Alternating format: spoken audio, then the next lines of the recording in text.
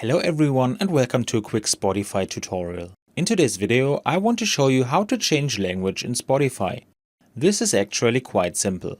First of all, I open Spotify and here I am on my personal start page. It doesn't really matter where you are because all we have to do is click on the icon for our profile at the top and go to Settings.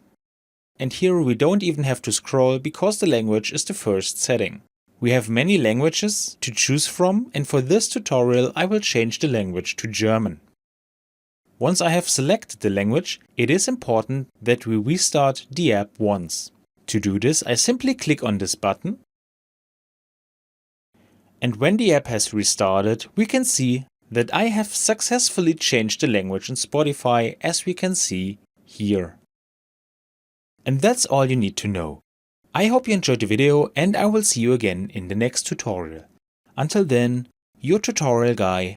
Bye!